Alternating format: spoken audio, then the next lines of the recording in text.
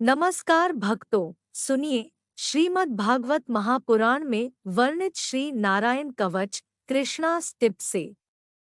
ओम नमो भगवते वासुदेवाय। नारायण कवच। जब देवताओं ने विश्वरूप जी को पुरोहित बना लिया, तब देवराज इंद्र के प्रश्न करने पर विश्वरूप जी ने उन्हें नारायण कवच का उपदेश किया।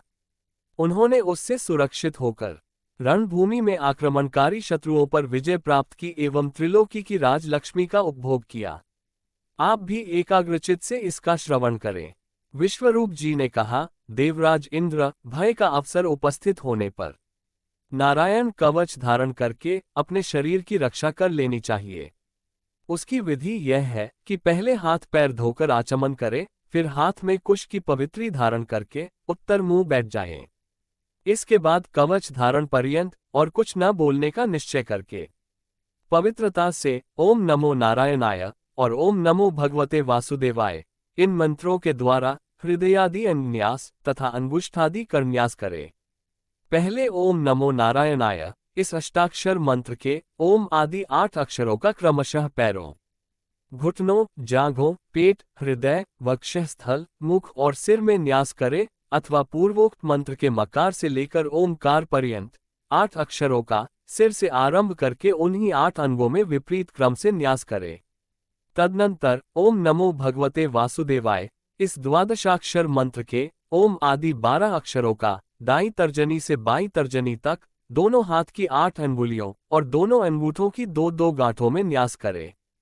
फिर ओम विष्णुवे नमः इस मंत्र के पहले अक्षर ओम का हृदय में, वी का ब्रह्म रंध्र में, अश का भौहों के बीच में, अना का चोटी में, वे का दोनों नेत्रों में और न का शरीर की सब गांठों में न्यास करे। तदनंतर ओम मह अस्त्राय फट कहकर दिग्बंध करे। इस प्रकार न्यास करने से इस विधि को जानने वाला पुरुष मंत्र स्वरूप हो जाता है। इसके बाद समग्र ऐश्वर्य, धर्म, यश, लक्ष्मी, ज्ञान और वैराग्य से परिपूर्ण इष्ट देव भगवान का ध्यान करे और अपने को भी तद्रूप ही चिंतन करे। तत्पश्चात विद्या, तेज और तपः स्वरूप इस कवच का पाठ करे। भगवान श्री हरि गरुड़ जी की पीठ पर अपने चरण कमल रखे हुए हैं। अनिमादि 8 सिद्धियां उनकी सेवा कर रही हैं। 8 हाथों में शंख, चक्र, ढाल, तलवार, गदा, बाण, धनुष और पाश फंदा धारण किए हुए हैं। वे ही ओमकार स्वरूप प्रभु सब प्रकार से, सब ओर से मेरी रक्षा करें। मत्स्य मूर्ति भगवान जल के भीतर जल जंतुओं से और वरुण के पाश से मेरी रक्षा करें। माया से ब्रह्मचारी का रूप धारण करने वाले वामन भगवान स्थल पर और विश्व रूप श्री त्रिविक्रम भगवान आकाश में मेरी रक्षा करें। जिनके घोर अट्टहास से सब दिशाएं गूंज उठी थीं और गर्भवती दैत्य पत्नियों के गर्भ गिर गए थे, वे दैत्य यूथ पतियों के शत्रु भगवान नरसिंह किले, जंगल, रणभूमि आदि विकट स्थानों में मेरी रक्षा करें। अपनी दाढ़ों पर पृथ्वी को धारण करने वाले यज्ञ मूर्ति वराह भगवान मार्ग में, परशुराम जी पर्वत के शिखरों पर और लक्ष्मण जी के सहित भरत के बड़े भाई भगवान रामचंद्र प्रवास के समय मेरी रक्षा करें। भगवान नारायण मारण मोहन आदि भयंकर अभिचारों और सब प्रकार के प्रमादों से मेरी रक्षा करें। ऋषि श्रेष्ठ नरगर्भ से, योगेश्वर भगवान दत्तात्रेय योग के विघ्नों से और त्रिगुणाधिपति भगवान कपिल कर्म बंधनों से मेरी रक्षा करें। परमर्षि सनत कुमार कामदेव से, हयग्रीव भगवान मार्ग में चलते समय देव मूर्तियों को नमस्कार आदि न करने के अपराध से, देवर्षि नारद सेवापराधों से और भगवान कच्छप सब प्रकार के नरकों से मेरी रक्षा करें।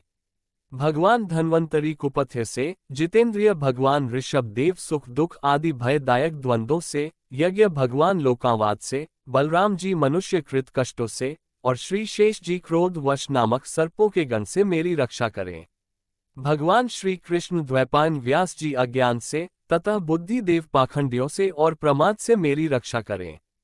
धर्म रक्षा के लिए महान अवतार धारण करने वाले भगवान कल की पाप बहुल कली काल के दोषों से मेरी रक्षा करें। प्रातःकाल भगवान केशव अपनी गदा लेकर, कुछ दिन चढ़ आने पर भगवान गोविंद अपनी बांसुरी लेकर, दोपहर के पहले भगवान नारायण अपनी तीक्ष्ण शक्ति लेकर और दोपहर को भगवान विष्णु चक्रराज सुदर्शन लेकर मेरी रक्षा करें। तीसरे पहर में भगवान मधुसूदन अपना प्रचंड धनुष लेकर मेरी रक्षा करें। सायंकाल में ब्रह्मा आदि त्रिमूर्तिधारी माधव, सूर्यास्त के बाद ऋषिकेश, अर्धरात्रि के पूर्व तथा अर्धरात्रि के समय अकेले भगवान पद्म नाभ मेरी रक्षा करें। रात्रि के पिछले प्रहार में श्री वत्स लांछन श्री हरि, उषा काल में खड्गधारी भगवान जनार्दन, सूर्योदय से पूर्व श्री दामोदर और संपूर्ण संध्याओं में काल मूर्ति भगवान विश्वेश्वर मेरी रक्षा करें। सुदर्शन, आपका आकार चक्र रथ के पहिए की तरह है। आपके किनारे का भाग प्रलयकालीन अग्नि के समान अत्यंत तीव्र है।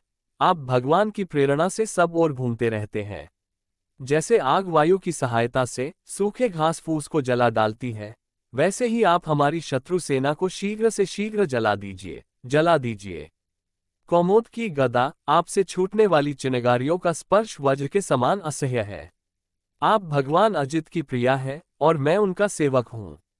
इसलिए आप कूष्मांड, विनायक, यक्ष, राक्षस, भूत और प्रेतादि ग्रहों को अभी कुचल डालिए तथा मेरे शत्रुओं को चूर चूर कर दीजिए। शंख श्रेष्ठ, आप भगवान श्री कृष्ण के फूंकने से भयंकर शब्द करके मेरे शत्रुओं का दिल दहला दीजिए एवं यातुधान, प्रमथ, प्रेत, मात्र का पिशाच तथा ब्रह्म राक्षस आदि भयावने प्राणियों को यहाँ से झटपट भगा दीजिए। भगवान की प्यारी तलवार, आपकी धार बहुत तीक्ष्ण है। आप भगवान की प्रेरणा से मेरे शत्रुओं को छिन्न भिन्न कर दीजिए। भगवान की प्यारी ढाल, आप में सैकड़ों चंद्राकार मंडल हैं। आप पाप दृष्टि, पापात्मा शत्रुओं की आंखें बंद कर दीजिए और उन्हें सदा के लिए अंधा बना दीजिए। सूर्य आदि ग्रह, धूम केतु, पुच्छल तारे आदि केतु, दुष्ट मनुष्य, सर्पादि रेंगने वाले जंतु, दाढ़ों वाले हिंसक पशु, भूत प्रेत आदि तथा पापी प्राणियों से हमें जो जो भय हो और जो जो हमारे मंगल के विरोधी हो, वे सभी भगवान के नाम, रूप तथा आयुधों का कीर्तन करने से तत्काल नष्ट हो जाएं। बृहद, रथंतर आदि साम वेदीय स्तोत्रों से जिनकी स्तुति की जाती है, वे वेद मूर्ति भगवान गरुड़ और विश्वसेन जी अपने नामोच्चारण के प्रभाव से हमें सब प्रकार की विपत्तियों से बचाएं। श्री हरि के नाम, रूप, वाहन, आयुध और श्रेष्ठ पार्षद हमारी बुद्धि, इंद्रिय, मन और प्राणों को सब प्रकार की आपत्तियों से बचाएं। जितना भी कार्य अथवा कारण रूप जगत है, वह वास्तव में भगवान ही है। इस सत्य के प्रभाव से हमारे सारे उपद्रव नष्ट हो जाएं। जो लोग ब्रह्म और आत्मा की एकता का अनुभव कर चुके हैं, उनकी दृष्टि में भगवान का स्वरूप समस्त विकल्पों भेदों से रहित है, फिर भी वे अपनी माया शक्ति के द्वारा भूषण, आयुध और रूप नामक शक्तियों को धारण करते हैं। ये बात निश्चित रूप से सत्य है। इस कारण सर्वज्ञ, सर्वव्यापक भगवान श्री हरि सदा सर्वत्र सब स्वरूपों से हमारी रक्षा करें। जो अपने भयंकर अट्टहास से सब लोगों के भय को भगा देते हैं और अपने तेज से सबका तेज ग्रस लेते हैं, वे भगवान नरसिंह दिशा विदिशा में, नीचे ऊपर, बाहर भीतर, सब ओर हमारी रक्षा करें। देवराज इंद्र, मैंने तुम्हें यह नारायण कवच सुना दिया। इस कवच से तुम अपने को सुरक्षित कर लो। बस फिर तुम अनायास ही सब दैत्य यूथपतियों को जीत लोगे। इस नारायण कवच को धारण करने वाला पुरुष, जिसको भी अपने नेत्रों से देख लेता अथवा पैर से छू देता है, वो तत्काल समस्त भयों से मुक्त हो जाता है। जो इस वैष्णवी विद्या को धारण कर लेता है, उसे राजा, डाकू, प्रेत, पेशाचादी और बाघ आदि हिंसक जीवों से कभी किसी प्रकार का भय नहीं होता।